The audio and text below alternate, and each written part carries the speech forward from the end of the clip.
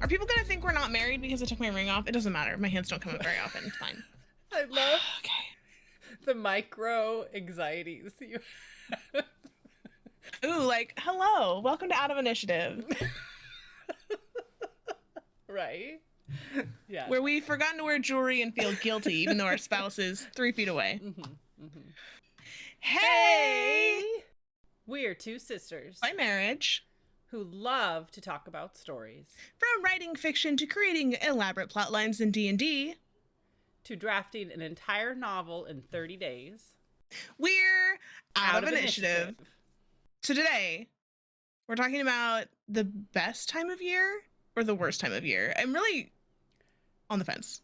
I think it really depends on who you're talking to, but as far as writers go, it's like, I would say it's close to the Super Bowl as far as overall excitement and just getting hyped up about writing and drafting and connecting with other writers. And it's coming right up, too. And if you haven't already guessed, it's National Novel Writing Month. woo-woo! As you're listening to this, we are now just a few days in, and it is not too late if you have not picked your pen up yet, or if you're a keyboard person, start tacking away, because like I think that you can make up the time. We're sure gonna try, and it's gonna be great. You're gonna have a great time. Definitely. Go to the NaNoWriMo website and state your project and what your goal is. If you're trying to either do time or you do word count, you can do either one. Set your goal, set your project. Definitely do it. I've done it. This will be my 5th year doing it, and I just love every time I come out of it. Just so pleased with my progress and writing, and just excited about my work and everything else. So not dazed and confused and like caffeine strung out, and also maybe a little bit punch drunk. Like I feel like it's usually a little bit like, which way's up again? I think there's part of it too because of Thanksgiving towards the end of it that really, I think that stumps a lot of people because they're so busy with, as they should be, cooking or having company or whatever, and then they were making such good progress, and then that week that really hits them hard. So I do have some suggestions if you'd like to hear. I want to hear all your suggestions, because I personally am an advocate for pack your schedule too tight, and then you don't have time to think about the fact that you were behind on your word count. But like maybe that's not the healthiest solution. So please tell me, Sarah, what am I supposed to be doing? No, yeah, like with NaNoWriMo, the biggest thing is it's a marathon. It's not a sprint. And I have many writer friends, and we've talked about what worked for us, what successes were good for us. And many writers, the first week or so, even the first couple days, will just slam out like 4,000 or 5,000 words in a day. Guilty. And then burn out, like hit a wall. And then it's just, they struggle after that to keep up. And if you do the math, so generally the goal is 50,000 words. That's what most people do. That's kind of the default with NaNoWriMo. You can obviously go higher, lower, whatever. But to hit 50,000, you need to do 1,600 to 1,700 words a day. Every day for 30 days, depending how fast a typer you are and that kind of thing. I feel like I could do 1,700 words in about 2 hours. So that's not, there are times I can go probably an hour, but that gives you time to like get up, get a drink of water, stretch your legs, that kind of thing. Like 2-hour writing session, you could do it. So you consistently do that for 30 days. That's my biggest piece of advice is on your first couple days, set your goal, say 1,700, say 1,800, whatever you want. And then once you hit it, get up and walk away. Walk away from the keyboard, close down your editing software, whatever you're working on. As much as you want to keep going, trust me, you want to stop and take a break, because you'll just hit a wall. One of the things that I found helpful, because when I'm writing and you get into a spot and you're just flowing and you're just cooking along, right? You just want to keep going, is I will, and I know I need to stop. I'll stop, and then I will get like a piece of like scratch paper or notebook, and then write like a paragraph of what needs to happen next, just while it's in my mind. And then the next day when I come back, I'm like, oh yeah, this person needs to talk to this person needs to go here, and I can just pick it right back up. So I don't feel like I'm abandoning it or completely dropping everything. It's still there. It's still like keeps that momentum going. So that would be my first tip. If you're starting a few days late, you're going to have to work a little harder to catch up. Not that much harder. I think that like it's very achievable, right? Like especially if you're talking about like an 1,800 or 2,000 word goal, like you write that much in a text message to your mom when you haven't texted her in 6 months. Like that's not that many words in the grand scheme. No, it's not. And I, again, if you're a faster typer, go for it, knock them out. But yeah, it's just the consistency day. And I talked, a lot of the writers I know, that's the career authors. That's the biggest thing, is they write every day, no matter what. 5 a.m. or 6 a.m. in the morning, they write for an hour or two before they go to their day job or with their kids or whatever else they're going to do for the rest of the day. Every day they sit down, they write, consistently. And that's what NaNoWriMo, I think, really tries to encourage and kind of teach writers. Two things. First of all, I will be the advocate. I understand that a lot of people say NaNoWriMo. I have always said NaNoWriMo, and I do not know. I understand that this is like kind of some conflict. So I just want to make sure that we know that both sides are represented here. I've always called it NaNoWriMo, and I was confused when people were saying Remo. It doesn't matter. Anyway, the important thing here is I am the opposite end of the spectrum. I am a binge writer. I will sit down on the first day and I will share some of my past graphs, and you can see where I was successful. I've competed 3 times, and this will be my 4th. This is my fourth time around. I've won twice, and once I burned myself out so bad I couldn't write for like 6 months.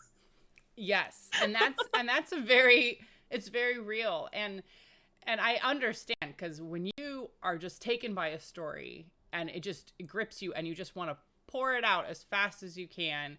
And, for the, it's great. And I mean, that's wonderful, but to keep it going long-term is sometimes not reasonable.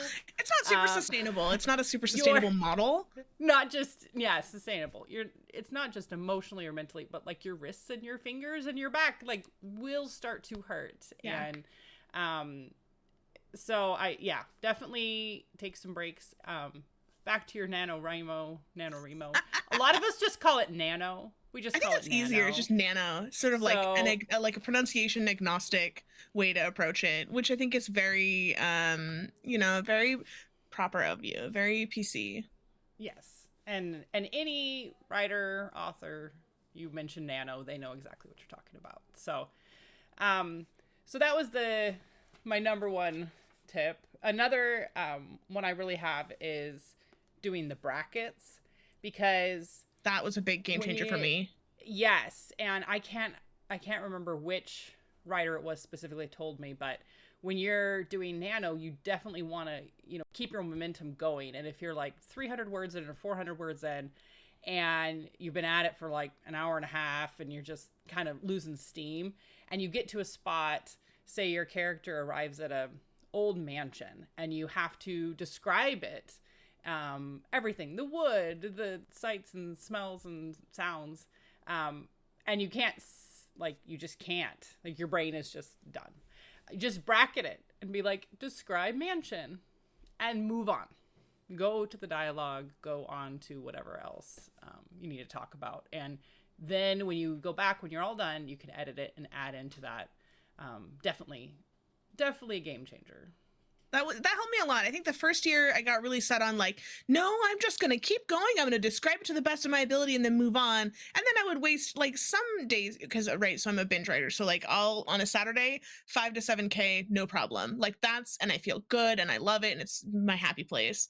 And then the next day I got all the ideas out and I don't have any other ideas. So I am a completionist and I want it to say that I wrote every single day. So I will write 200 words, 300 words, 150 words. I've had a couple of really hard days. The first year that I won, I had some 0 days in a row, and that just felt bad. And then I had to work really, really hard on the last day, and I think I wrote like 12K at the last night, and then finished at like 11:45 p.m. on November 30th, and then just sobbed hysterically because it's just such a journey. But like on days when I only have 400 words worth of like stuff to write, and I don't have the description, it's just not there. I just don't have it right now, like mentally, the throwing in a pair of brackets and being like, describe the creepy room was really helpful. I think that you gave me that advice in the first year and I love it. I have to say, you're probably not the first writer to break down in tears at the end of Nano. I think definitely it's a journey, Yeah. emotional journey. I cried the second year I finished too, but it was a little more like, oh my god, look at how far I've come. Because the first year so I've competed many, many years in the past. Lots of times I had never been successful and I really just didn't like count those attempts because I just like wasn't very like I didn't have a routine. I stuck with it for a little bit. I've got like 50 started stories that are like 3 pages in, and then I abandoned it before I even got to the 1600 word mark, right? So just like that's not worth it. Don't count that. And then finally started like concerted effort and finished 11:45. I will share that photo on social too because that's a really like it's a really good one. Isaac brought me a glass of champagne and it's just like me crying like at the end of my book, like trying to drink champagne like just before midnight on a work night. And then the following year I did a terrible job. I just really established bad habits. And then the third year, so this last year, got in, really felt like I had a groove. We did sprints together, which was really helpful. Like that was nice to have like a writing buddy and to go back and forth. And I was using the brackets more often, a lot more often.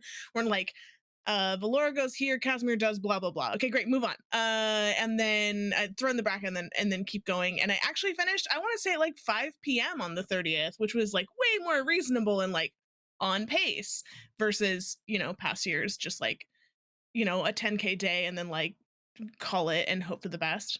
But yeah, it definitely like it's an ebb and flow. I mean, it's an interesting relationship I think that we all have with writing that sort of leads to this.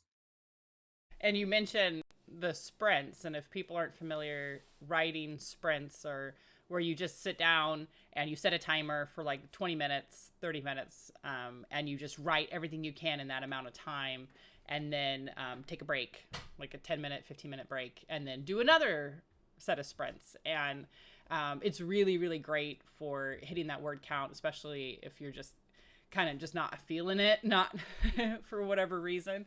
And if you can find a buddy, either via Discord or just through the Nano website, they have the buddy program is wonderful.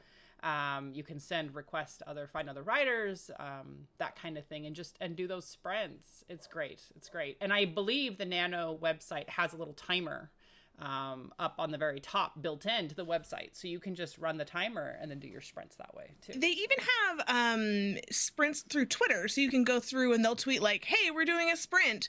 And then you can just like, you see the tweet and they say your time starts now. And then you can start writing and then they say time's up and you just have the feed up and then you can kind of follow along, which is cool. It's just nice to feel like you're doing it with somebody.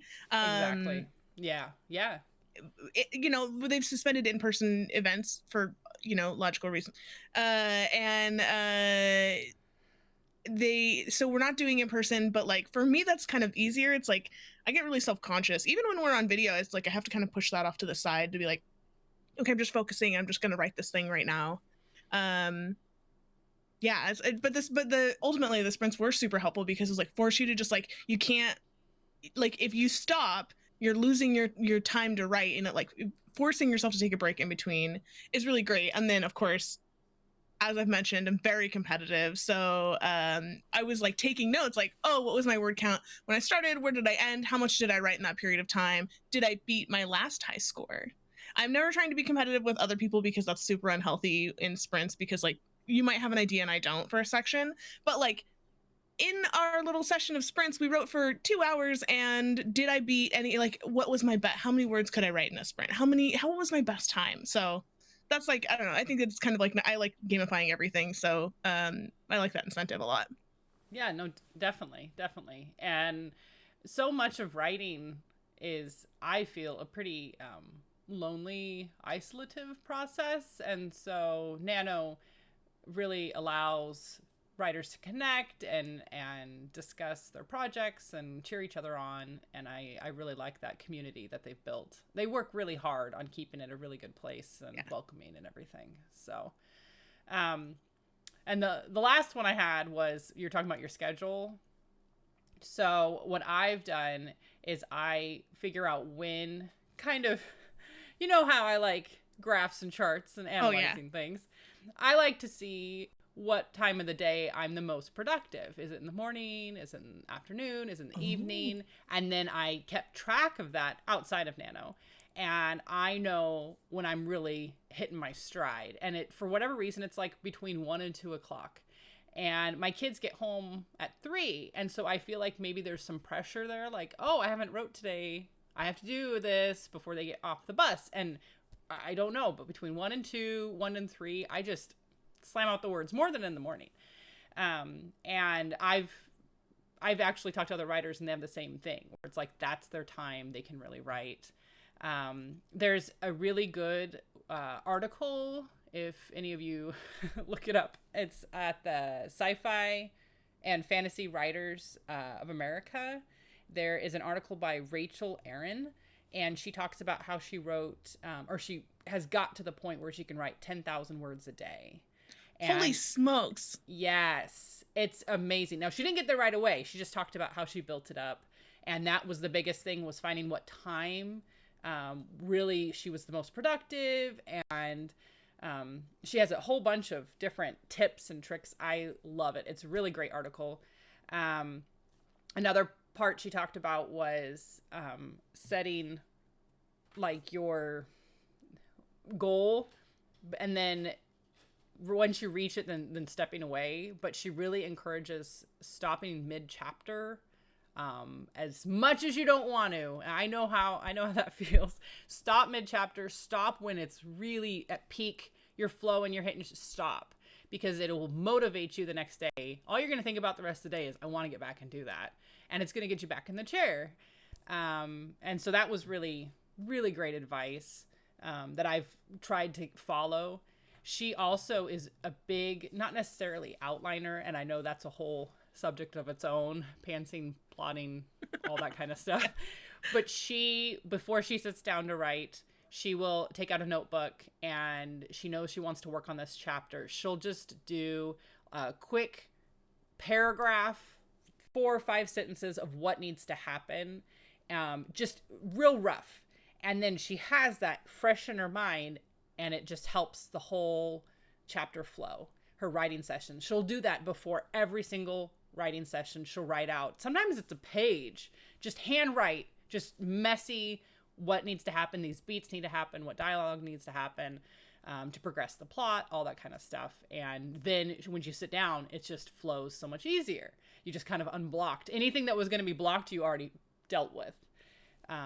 So she has a lot of really good tips and how to write mass quantities. If you want to reach that, that's her tip. So There's definitely something to be said about the quantity over quality mindset, especially as you're trying to get into the like groove of writing, because even just like 50,000 words last year versus this year, you're going to notice like huge growth in like how readily your vocabulary comes to you. That's something I struggle with a lot, is like I have the words, I know what they mean, but I can't find them. I never even, like, it's like the index doesn't even exist as I'm like trying to scour my brain.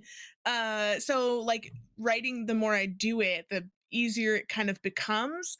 I also, though, I will say, I want to be a pantser. I love this idea of being able to just sit down and like let the story flow out of you. It's like so romantic and like kind of sexy, but at the same time, every time I sit down, I'm like, let the story flow out of you. I'm like, wait, how did they end up here? There are a ton of plot holes. And I'm like, this is a disaster. And it's got nowhere to go. And it's like aimless characters who are interesting and like they're having cool dialogue. Like dialogue's the thing that I love writing. They're having cool dialogue and a really great interaction. It doesn't go anywhere and it doesn't further the story. So I've been trying outlining, and I know you advocate for the Save the Cat book. I think you pitched to me. I do. Yeah. It's a really good it was a really good outlining book. I think that you recommended it like ages ago, and I saw you recommended it again on TikTok, and I was like, ooh, yeah, okay, yeah, let's talk about that again. And I used the outline format, and I meticulously worked out how many words I wanted to be in each segment, because I was like, okay, I know that I'm aiming for, this is classic fan. I'm going doing traditional, kind of not traditional, but like modern adult fantasy. I need to be hitting the 80K mark total. So we'll get my first 50 in November, and then I'll kind of expand from there. So I know the benchmarks that I need to be hitting. And I got through the like first 60,000 words worth of like story. This is like me. This is a reflection of me as a writer and my pacing. Like got through it in the first like 35,000 words, and I was just like, well, now what am I supposed to do? Like, I don't understand. Like, A, pacing is hard, and B, I definitely don't understand how long it takes me to write a scene. Right? Like, how many words does it take Morgan to get from they enter the room to they find the knife to they're trying to make an accusation? Like, I have no concept of how many words that takes me, and that is another thing that like I think experience will continue to teach myself and like others if you're listening. Although maybe you've got that under control and you're one of those long-winded writers. I know I hear about that a lot of times, especially when we're talking about fantasy. Like, well, I'm 230,000 words in, and I'm really hoping we're gonna get to the climax soon. You're like, buddy, you gotta cut that sucker short. That's not gonna work.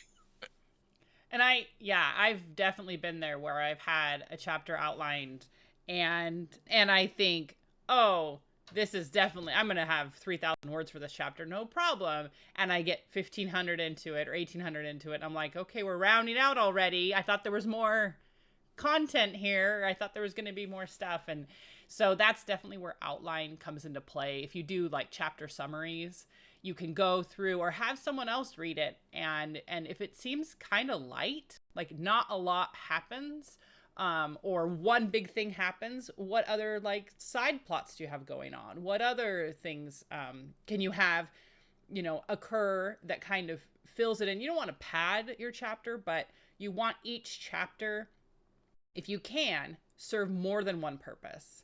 Instead of just the character going from A to B, can they go to like A, B, C, back to B, and then, just have other characters come in and other characters leave, that kind of thing. You really want each chapter to pull its weight and have a lot of substance and purpose. And it is kind of a learning curve, because I've had that exact same thing where the chapter's really lean and I go, there was so much here, but you just didn't have enough. So that's just part of the learning curve. And I feel like personally, a lot of new writers, I encourage outlining.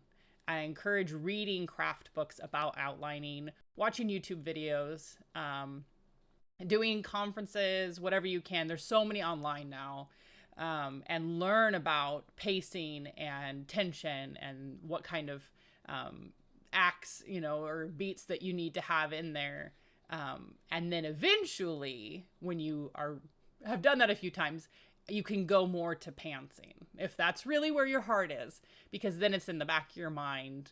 Okay, this needs to happen. We're a third of the way through the book. This needs to be happening. Oh, we're midpoint. This needs to be happening. Even if you didn't, line for line, write it all out in an outline, you just know in the back of your head what needs to happen. And writers, authors that have been doing this a long time, that's what they do. They don't outline near as much as like new authors do. But it's a great skill to have. It will keep you from a lot of headache and heartache, because you're gonna, when you're all done with that book, you have to go back and edit it, and you're gonna have to cut a lot of stuff that you love, and it would that's a lot of time. It's a lot of time, and if you can just from the beginning have a really good framework, it'll save you. I think the other thing when you're writing quickly and you're struggling with pacing, so if you're listening and you're already in the middle and writing, and you get to the end of a chapter and you are like 500 words short of kind of what you hoped to land at, the D&D advice I always give is, how did you describe the setting? Do we know what the characters see, smell, feel, like, not like sensory feel, not emotional feel, like, giving those descriptors to help bring a scene to life without dwelling on it too much, can really like bring things to a new level, because you end up with, I'm imagining they're in a house, and now I have a house in my head that I imagine they're in. Great, the story can move forward. But if you say it's a house and it's a townhouse, and the first thing you see when you walk in is a staircase that's really steep and it leads up to a really dark upstairs, like, now the reader is with you. We can picture the scene. It's a little more immersive, and we're able to kind of better understand where the echo of her voice is coming from, as she shouts down from upstairs, and why it would be so distorted from the kitchen in the back of the house versus the front, where we can hear the voice come straight down the stairway. Like, that's like kind of long-winded, but I think ultimately, giving that scene setting, and don't forget smells. I feel like smells are the most important thing to me when I'm writing, and like, I like, but what does it smell like? I ask that a lot. I've had one piece of advice I've been told is to have the five senses every chapter. You need to have one scene with taste, one scene with smell, one scene with sound, every chapter. And if you go through a whole chapter and you don't have all five of those, go and figure out where you can add them in. Taste is very hard. Taste is very hard. But you can sometimes tie that to like an emotional, like if they feel guilt or if they feel anger. Sometimes that has kind of a different metallic taste or bitter taste, that kind of thing. I was like, what does guilt taste like? Because like ooh. like bitterness coats their tongue because they feel guilt, that kind of thing. So it's tricky if they're not eating, but definitely go through your chapters. And even if you're just writing like with Nano, whenever you can throw it in, if you haven't described a sound or you haven't described the way something smells, do it. Take some time to do it. It really grounds your reader. It makes for overall depth of the experience. But don't wait too long to describe characters. That's actually like one of my biggest pet peeves, is if I've already got an image of the character like in my mind, and we're like 5 chapters in, and then you describe the character as a stocky, man, 5'5", dark hair, and a wide smile, and like, oh, I was totally picturing something else. Like, I had someone in my mind. You waited too long with this description. It doesn't mean anything to me anymore. A good rule of thumb is the first page. You should know what the character, at least general sense of what the character looks like, age, and name within the first page.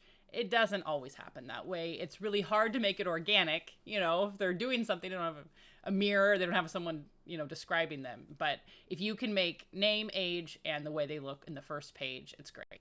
I definitely applaud you if you're able to figure that out.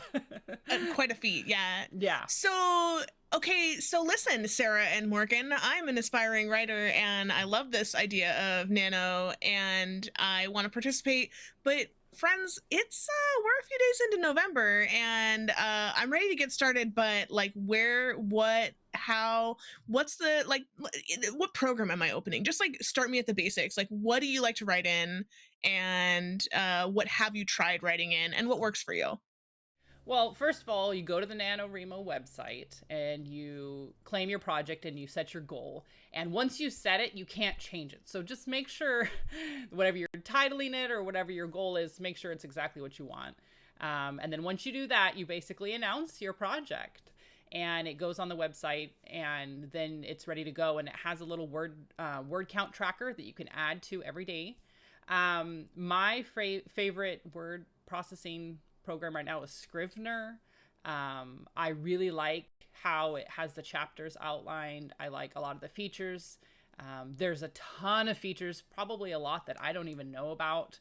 And it's just great. It has a lot of distraction-free capabilities where I can enlarge my document and it blurs everything around it, and it just allows, it's called like focus view or something like that. You can like dim the background more or less. Yes. And then it also will, as you're typing, it'll auto center your document. So it'll just keep moving it up so you never have to stop to scroll. You can just write and it lets the words flow. Eventually, after I do Scrivener, I will do a little bit of editing in there, but then it usually ends up in a Microsoft Word document after that. Yeah.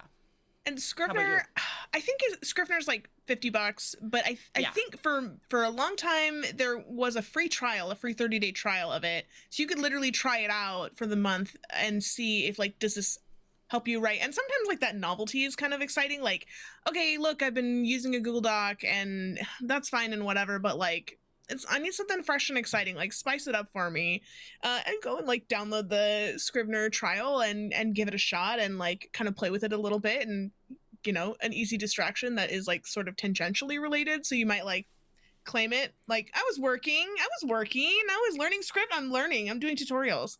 But yeah, I also use Scrivener. It is my program of choice. I bring this up because you mentioned I follow all your TikToks. I really like to watch your TikToks. Oh, And thank you you. did recently say that you were using Word. Was that how you were editing? Is that where you're editing? Yes, I've spent pretty much most of the summer into the fall editing, and so I'm very excited for Nano to write something new. It's been so long. So, yeah, so I spend a lot of time in Microsoft Word with editing, mostly because I have to pass it back and forth with my agent, and it's a lot easier than Scrivener. Um, and also they have a lot of times Scrivener has coupon codes for 20% off, that kind of thing. You keep an eye out on their Twitter or keep an eye out on their website. You can always get some coupon codes for it too. And I believe, again, this is just the last couple years is what I'm basing this on. If you hit your 50,000 word mark and certify at the end of the month, I've done it. I've written my 50K. I hit my goal. You receive a coupon code for Scrivener there as well. Yes, yeah, you can get a coupon code that way. You get a really cute certificate, It's really and cute. you get to share stuff all over Twitter, and you can change your banner on Twitter.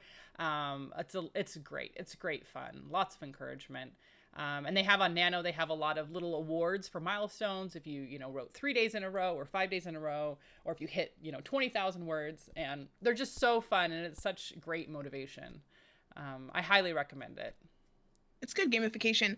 I want to talk about what we're writing because said you're excited about drafting, and I want to talk about that. But first, I do want to circle back very briefly and say I did try to use Google Docs because it seems like such a logical option. I was kind of exporting everything from Scrivener into Google Docs and sort of just keeping that document up to date. And then I could work on my phone if I was like away and I didn't have my computer and I like had an idea for the next piece that I was working on. I could just like pop in and like write some notes. And ran very poorly after a couple thousand words. It's really not optimized for that volume of content. And I often found that I would be typing and I would be working on something and it would not save properly. So I will say, if you do want to go the Google Docs route, split that sucker into a couple of smaller pieces, make yourself a lot of backups. I think you should do that anyway, regardless of what program you're using. You should have backups periodically and like kind of exported files saved somewhere else so that you can like go back and retain it. Because the worst thing in the entire world is the feeling of I've finished something, I've done something really great, I can't wait to read it back, and I have lost the file.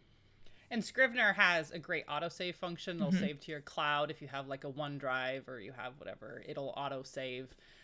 It's very great. I've had the Google Docs. If I'm just doing a chapter or two, that kind of thing is okay. But yeah, full manuscripts, it does start to really take a toll on it. I've also ran into problems with formatting where I try and move paragraphs and then whole sections will be deleted and I don't know where they went, or it somehow got put in the header. Have you ever had Oh that? Where you yeah. copy and paste and it's in the header and you're like, where is this and why is it? And it's just very frustrating. And then you delete it and you're like, oh no, I shouldn't have deleted that, you know. So yeah, Google Docs, if you're on the go and you just need you want to knock out a chapter or whatever, and then go home and put it into your computer, that's what I would recommend too. I think that's smart. So let's talk about drafting. Do you want to tell us about your project? I guess how much are you willing to share about your project for November? We should exchange some ideas. So I am drafting a story that's been in my head for a couple years, and I finally am able to, after months of revising other projects, I'm gonna sit down and write something new. It's a young adult thriller, and it's kind of like Midsummer meets Sadie.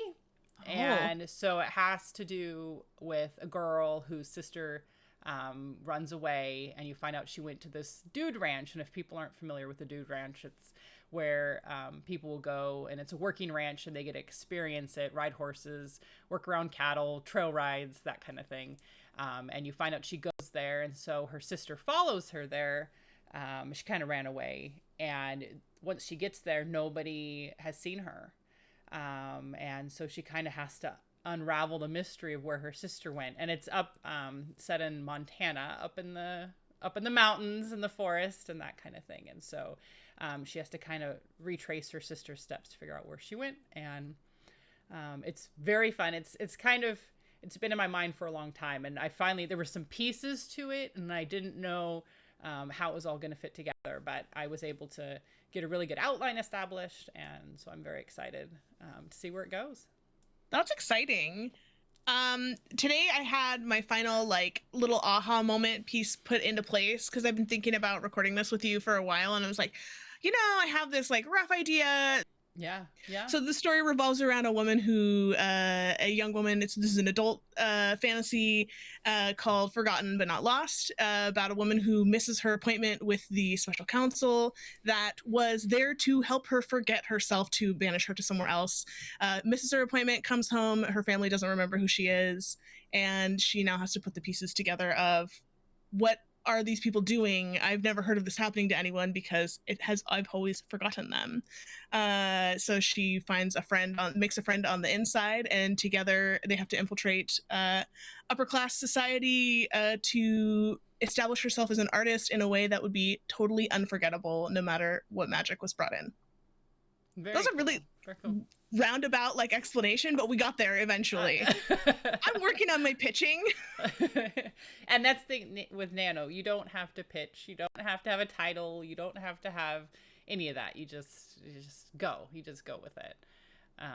And the idea is to just have fun and enjoy it, and you don't have to think, oh, this is going to be published, or oh, this is going to, for whatever reason, just do it. And each time you do it, you'll learn more about yourself, about your writing skills, your strengths, and come out of it just looking back at how you can go even higher. You'll learn that you're obsessed with writing stories about corrupt governments. You gotta have a theme. It's right? like my shtick is capitalism again, huh? Oh wow. It's great. You get what you can. If any of you join NaNoWriMo, send me a buddy invite, Daisy_22. And we can be buddies, and you can send messages back to each other, and you can see other people's projects and how far they are. If you have a little bit of competitive streak, it's great, because you can definitely pitch yourself against them. So yeah, I highly encourage all of you to try it. You can add me too, and you can watch me binge and fail a little bit. It's kind of exciting and also terrifying. I am Envious Mango on NaNoWriMo, because I only ever have one username ever. So if you can find me on any platform as Envious Mango. So here we are. I guess I've just shared that now. Consistency is key. It is. So it's great. Well, hey, thanks for talking with me. I'm really excited to go ahead and close this tab and immediately switch over and start writing, because I have so much writing to do now this month, and we hope you'll join us. We're out of initiative, but we're gonna get back into it. Go roll some dice and tell some stories, and we'll see you next time. Bye. Okay. Yeah, no. Start over. Start fresh. Oh, I moved fast. I scared the cat. Hey. Nope, that's backwards. Wait, hold on. Wait. Oh no. We haven't even started and it's off the rails. Kind of wavered a little bit. Whoa. Hey! Okay, you should count. We got this.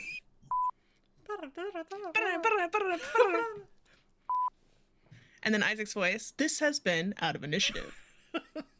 He's so good. I know. I love it. Thanks for listening to Out of Initiative, a podcast from Merely NPCs. For more from Sarah and Morgan, visit merelynpcs.com or follow them on Instagram @merelynpcs.